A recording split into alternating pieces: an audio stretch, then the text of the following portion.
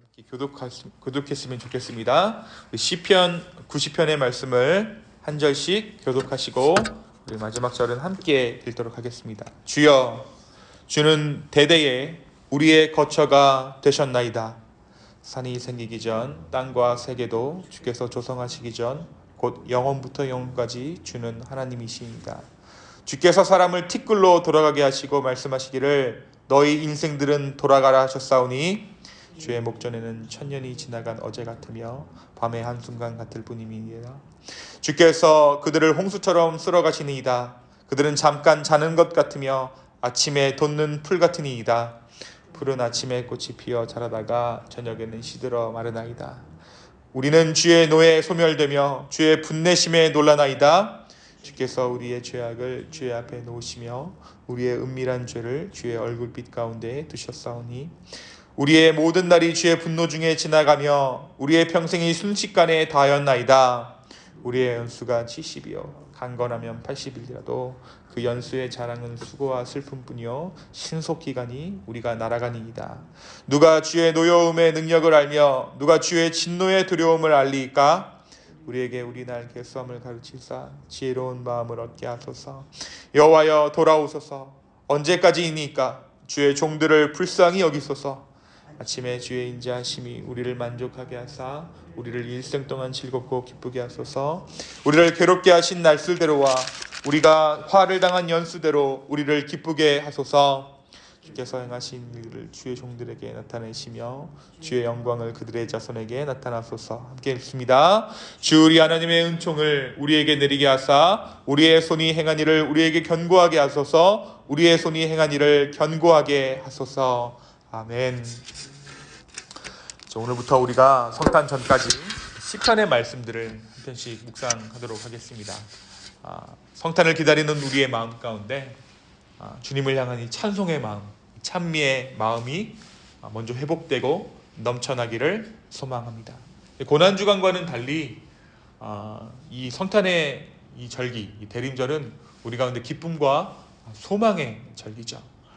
무엇보다 이 정말 우리가 듣도 보도 못한 난생 처음 겪는 성탄절의 풍경이지만 그럼에도 우리 마음 가운데 영원한 소망 되신 그 주님께 소망을 품는 이 시편 말씀을 통해 소망을 품는 이 기쁨의 교회 되기를 간절히 축원합니다. 오늘 저와 여러분이 함께 읽으신 시편 90편은 특별히 시편 중에서도 모세의 시편으로 알려진 시편이에요. 원래 시편은 다윗이 많이 저자죠, 그렇죠? 그런데 이 시편은 모세가 썼습니다. 특별히 이 시편 90편은 하나님께서 모세를 멀리 하실 때, 모세가 느꼈을 때 하나님 참 멀리 계시구나, 하나님 어디 계시는 걸까 할 때 그때의 심경을 담고 있는 시편이 시편 90편이에요. 바로 우리가 요즘 겪고 있는 그러한 마음이죠. 그죠? 크리스마스인데도 불구하고 하나님 과연 어디 계십니까? 이 난리 중에 많은 사람들이 죽어가는 이때에, 실제적으로 literally 정말 죽어가는 이때에 하나님 과연 어디 계십니까? 그러한 심정이 바로 모세의 심정이었어요. 광야 가운데 수많은 사람들의 죽음을 보았습니다. 언제나 굽이치는 시냇물처럼 시간이 모든 아들들을 멀리 실현하는 것을 모세가 본 거예요. 시간이 가면 갈수록 많은 사람들이 광야에서 목숨을 잃는 것입니다. 그들을 정말 슬프게 모세가 바라보았어요.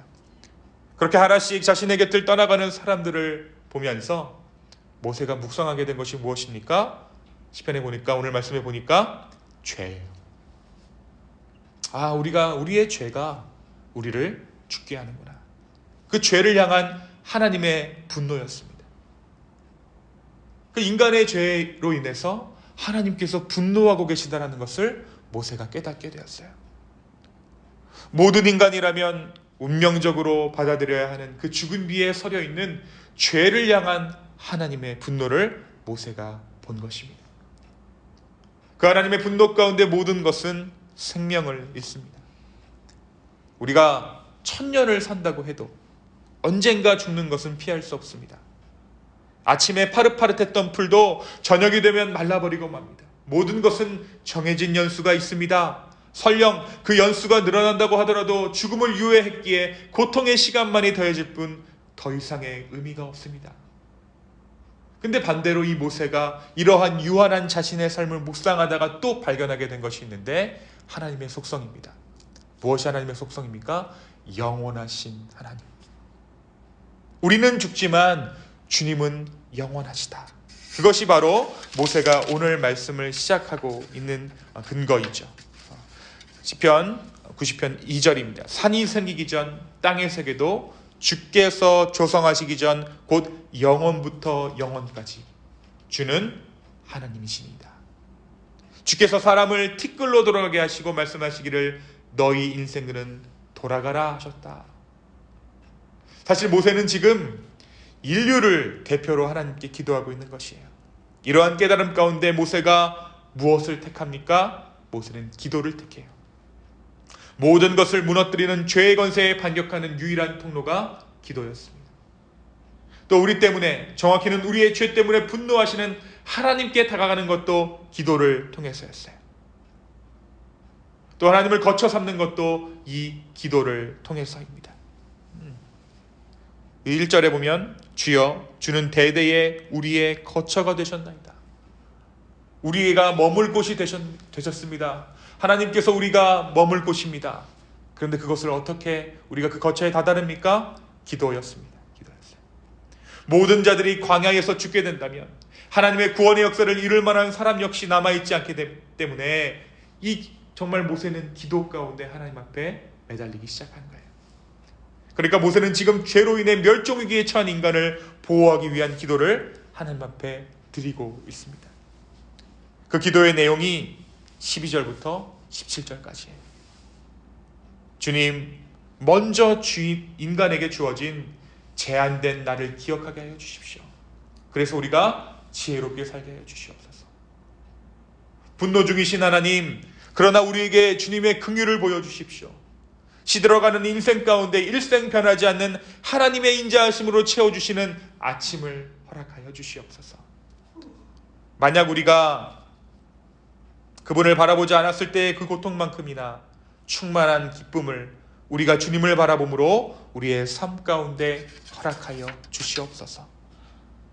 이 기도로 인해 모세는 자신이 고백하는 것처럼 하나님을 거처로 삼게 됩니다. 그 거처에서 하나님은 하나님의 자녀들에게 하나님의 것들을 열어주십니다. 하나님의 은혜를 나누어 주시고 그분의 영광 또한 나누어 주세요. 사랑하는 기쁨의 교회 여러분, 오늘 말씀은 우리에게 하나님을 거처 삼는 삶을 살아라 라고 말씀하세요. 거처는 집이에요. 그렇죠? 머무는 곳이에요. 우리의 거처가 누구인가? 하나님이라는 것입니다. 그 거처 삼는 비결이 무엇입니까? 모세는 말하기를 그것이 기도다라고 말하고 있어요. 우리가 기도할 때 우리가 정말 하나님이라는 집 안으로 들어가게 된다는 거예요. 하나님께서 우리의 거처가 되어 주신다는 것입니다.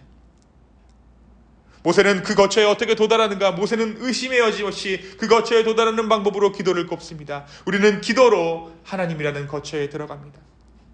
그런데 이 기도로 들어가는 이 하나님이라는 거처에는 4개의 강력한 벽이 있어요. 모세가 발견한 하나님이라는 거처에 4개의 벽이 있다는 것을 모세가 발견합니다. 12절에 보면 하나는 하나님의 지혜,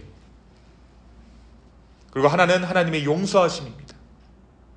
그리고 평생의 안정, 그리고 우리가 새로워지는 것, 그것이 모세가 발견한 4개의 벽입니다. 이 하나님을 거쳐 삼았을 때 우리는 주님의 지혜를 얻게 됩니다. 그 지혜는 다름 아닌 우리의 연수가, 우리의 수명이 인간이 살아왔자 70, 80이다라는 것을 깨닫는 것입니다. 아무리 오래 산다 해도 인생의 수명이 정해져 있다는 것이 인간의 지혜, 그것이 궁극적인 지혜입니다. 그 지혜를 깨닫게 되었을 때 우리는 죽음이 두려워지겠죠. 그러나 바로 그때 주님이 우리를 용서하셨음을 깨닫게 하십니다. 그 용서받았다는 사실이 우리에게 평생의 안정을 가져다주며 그 안정을 통해서 우리는 날마다 새로운 은혜 가운데 새로워집니다. 이것이 모세가 발견한 하나님의 거처의 4개의 벽입니다. 이 거처는 우리가 기도할 때 들어갈 수 있어요. 오늘 우리가 기도할 때 하나님을 거쳐 삼는 은혜가 있기를 소망합니다. 요즘 우리가 위기라는 말을 듣고 또 많이 사용하죠. 위기야. 그렇죠? 인류적인 위기야. 내 삶의 위기야.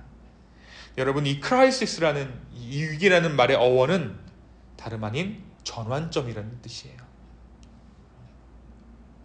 위기는 전환점이라는 것입니다. 오늘 말씀에서 모세는 인간들의 위기를 앞에 두고 두려움으로 하나님 앞에 서야. 그런데 그 기도 가운데 하나님을 거쳐 삼게 되는 놀라운 은혜를 체험해요. 위기 가운데 기도했더니 하나님이 집이 되어 주시더라. 이것이 바로 오늘 시편의 결론입니다. 위기라는 이름으로 찾아오는 축복이 있습니다. 왜 하나님은 왜 위기라는 이름으로 우리에게 축복을 주실까요? 어떻게 보면 하나님은 맨 처음부터 축복으로 주시는지도 몰라요. 그런데 우리의 눈이 그것을 위기로 바라보는지도 모르겠습니다.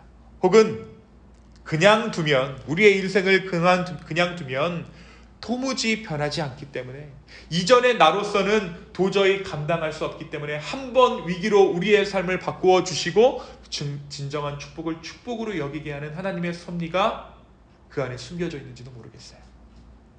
그래서 주님은 우리에게 위기라는 그 이름의 축복을 허락해 주십니다. 그것은 새로운 전환점이에요. 다가오는 크리스마스를 앞두고 다들 크리스마스는 외치지 않고 크라이시스를 외치고 있는 이 순간에, 그것은 위기가 아니라 주님께서 주시는 축복임을 믿음으로 고백하는 저와 여러분 되시기를 예수님의 이름으로 축원합니다. 오늘 이 아침에 우리가 기도할 때 우리가 주님의 집 안으로 들어가게 될 것이에요. 주님께서, 우리 하나님께서 우리의 집 되신다는 사실을, 우리가 머물 곳이 하나님이라는 사실을 우리가 깨닫게 될 줄로 믿습니다. 그 평안 가운데 기도하시고 돌아가시는 이 아침에 복된 기도의 시간 되기를 예수 그리스도의 이름으로 축원합니다. 이 시간 함께 기도하겠습니다. 주님, 우리의 거처가 되어주시고 우리의 모든 것들을 주관하시는 하나님 아버지, 오늘 이 아침에 우리가 간절히 간구합니다.